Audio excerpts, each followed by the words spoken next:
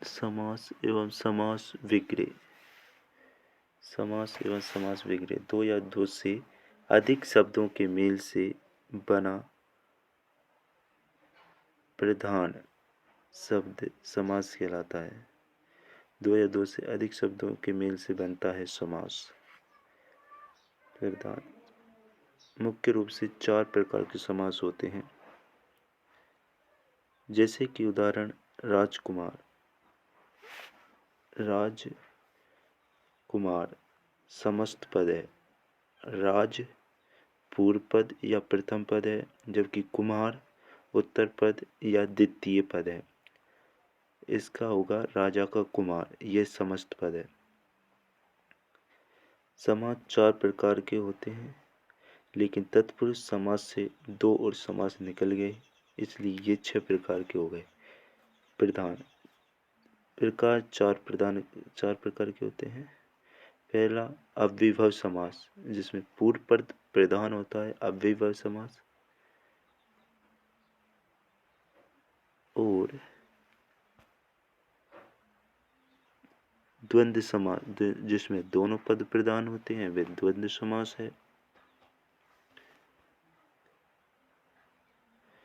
तत्पुरुष समास, जिसमें उत्तर पद प्रधान होता है, तत्पुरुष समास। यानी पीछे वाला, जैसे कि कुमार, राजकुमार, कुमार प्रधान है तो वह तत्पुरुष समास है। बहुब्रीहि समास, जिसमें दोनों पद ही अप्रधान होते हैं, दोनों पद ही प्रधान नहीं होते। बहुब्रीहि समास होता है। तत्पुरुष समास के दो भाग हैं, द्विगु समास और कर्मधारय समास। बहुब्रीहि कर्मधारय। अव्ययभाव समास, जिसमें पूर्व पद प्रधान होता है। अव्ययभाव या अविकारी शब्द होता है पूर्व पद या उपसर्ग। अव्यय अविकारी उपसर्ग होता है पूर्व पद, व अव्ययभाव समास है। इसके उदाहरण हैं आजीवन, यानी पूरे जीवन भर। प्रतिदिन, हर एक दिन। प्रतिध्वनि, ध्वनि की ध्वनि। प्रतिक्षण, हर एक क्षण। निर्विवाद, बिना विवाद के। लाजवाब, जिसका जवाब न हो। अनुसार,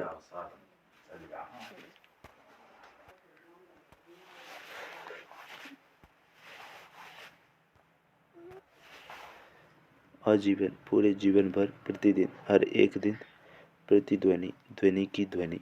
प्रतिक्षण, हर एक क्षण। निर्विवाद, बिना विवाद के। लाजवाब, जिसका जवाब न हो।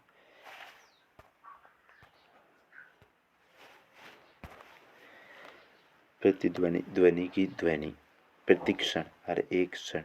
निर्विवाद, बिना विवाद के।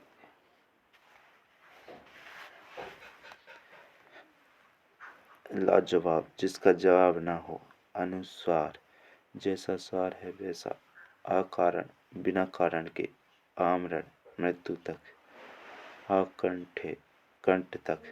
आसक्ति, शक्ति के अनुसार। यथा स्थान, जो स्थान निर्धारित है। यथा स्थिति, जैसी स्थिति है वैसे ही। यथा योग्य, जो जितना योग्य है उतना। यथा जीवन, जब तक जीवन हो। भरपेट, पेट भर कर के।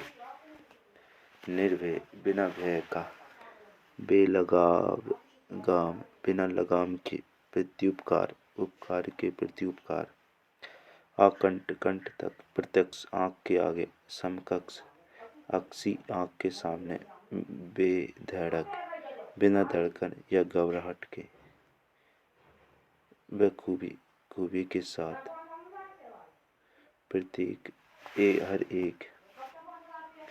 यथाशीघ्र, जितना शीघ्र हो। तत्पुरुष समास, जिस समास का पूर्व पद गौण व उत्तर पद प्रधान हो, तत्पुरुष समास होता है। जिस समास का पूर्व पद पहले का पद गौण और उत्तर पद यानी दूसरा पद प्रधान होता है, वह तत्पुरुष समास होता है। अव्ययभाव समास, जिसमें पहला पद प्रधान होता है तत्पुरुष समास जिसमें दूसरा पद प्रधान होता है। जैसे कि इसके उदाहरण है कर्म, ये कर्म तत्पुरुष समास होता है। करण तत्पुरुष समास 6 प्रकार का होता है। संप्रदान तत्पुरुष, अपादान, संबंध तत्पुरुष, अधिकरण तत्पुरुष आदि। द्वितीय तत्पुरुष, तृतीय तत्पुरुष, चतुर्थ तत्पुरुष, पंचम तत्पुरुष, षष्ठम तत्पुरुष, सप्तम तत्पुरुष। सबसे छोटा करना। फिर समास 6 अव्ययीभाव समास जिसमें प्रथम पद अव्यय या उपसर्ग हो। द्वंद्व समास जिसमें विलोम या पूरक शब्द होते हैं। बहुब्रीहि समास जिसमें अन्य पद अर्थात जिसमें दोनों पद हमारे प्रथम पद द्वितीय पद तो उनका कोई महत्व नहीं रह जाता, जबकि तीसरा पद ही महत्वपूर्ण होता है, वह अव्ययीभाव समास होता है। जबकि द्वंद्व समास जिसमें दोनों पद का ही महत्व बहुत ज़्यादा होता है, विलोम होते हैं, पूरक होते हैं दोनों पद, द्वंद्व समास। तत्पुरुष समास जिसमें उत्तर पद प्रधान होता है, पूर्व पद के बाद कारक चिन्ह।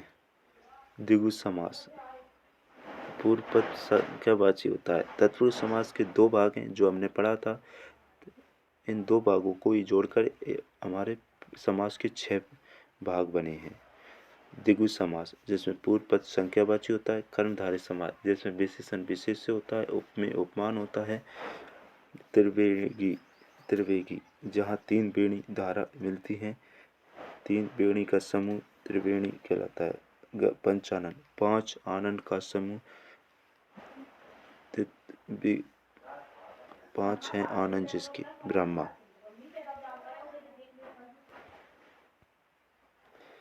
अष्टभुज 8 भुजाओं वाला दुर्गा ब्रह्म बहुब्रीहि समास है ये। षडानन 10 आनन वाला रावण बहुब्रीहि समास है जिसमें तीसरा पद प्रधान है आनन। कमल नैन कमल के समान नैन कर्मधारय समास है जिसके नैन कमल के समान है कृष्ण।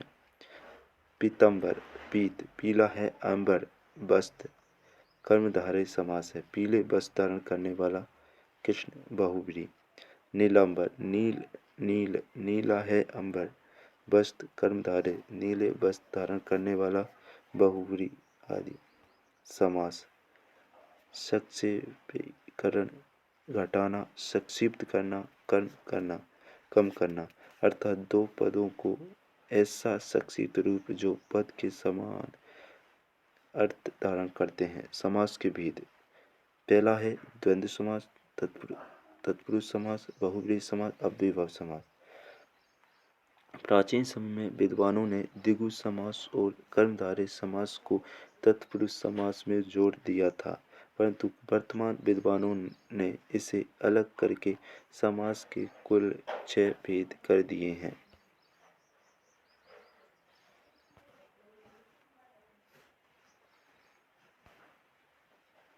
हमारा यहाँ समासों का टॉपिक कंप्लीट होता है।